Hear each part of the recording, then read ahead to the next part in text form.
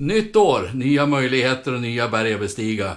Jag har kommit fram till ett viktigt delmål och om du stannar kvar så får du se.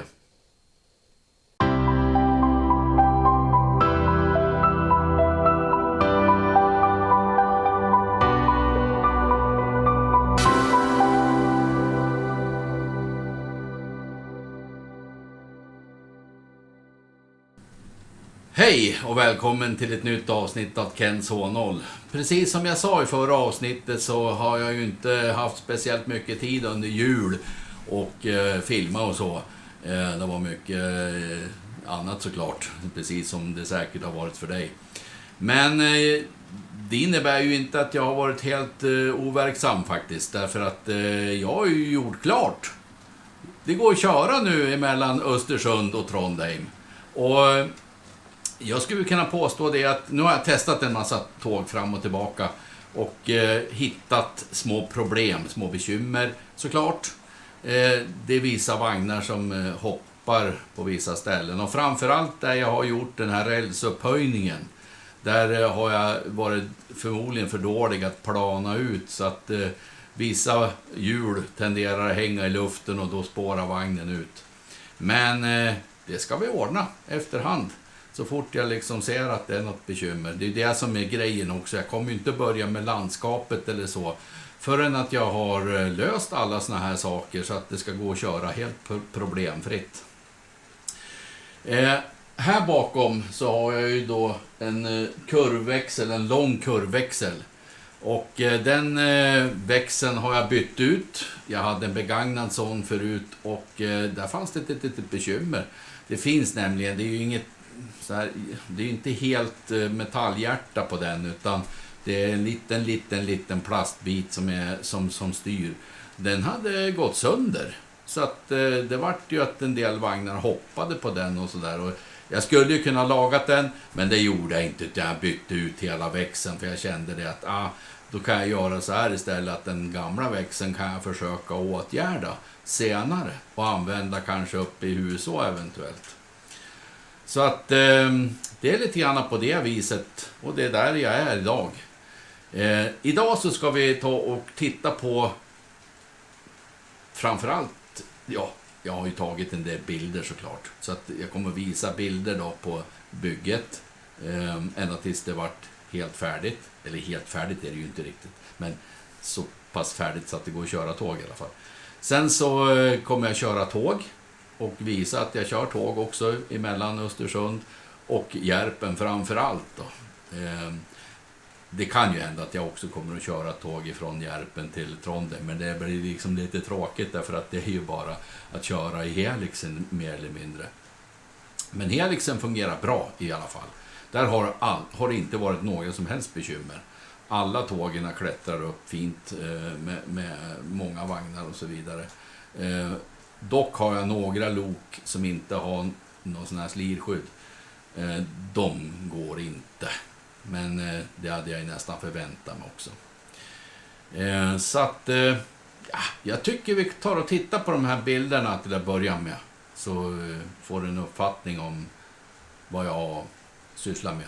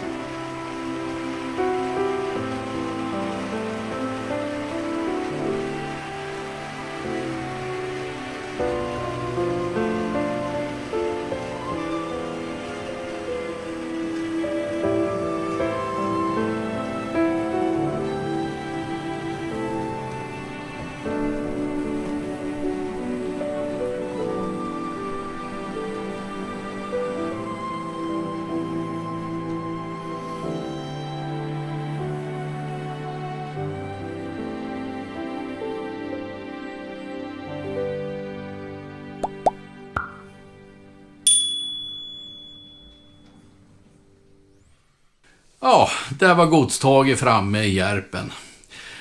Det är världens vackraste lok, de där DA-lokerna. Det är ju någonting som jag minns mycket väl som barn när jag stod och tittade på multipelkopplade DA-lok med en himla massa godsvagnar efter. Mäktigt så det förslår. Undrar just om inte det är en ny avgång faktiskt ifrån Järpen nu. Ska vi kolla?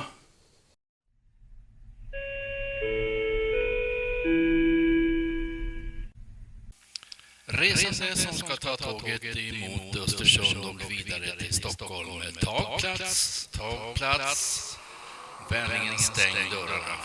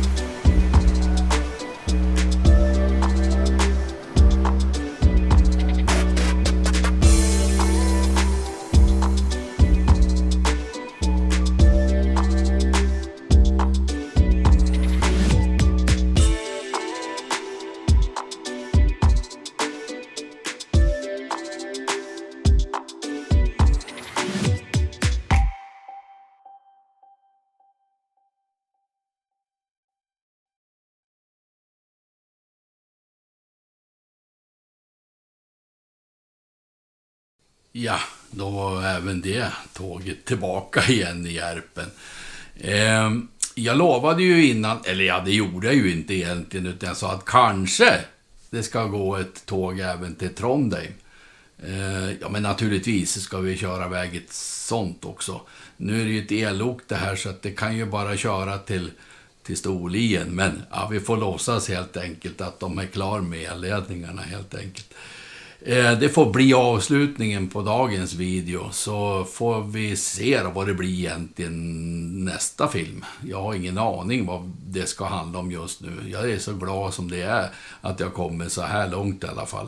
Så att, på återseende i nästa film. Hej då!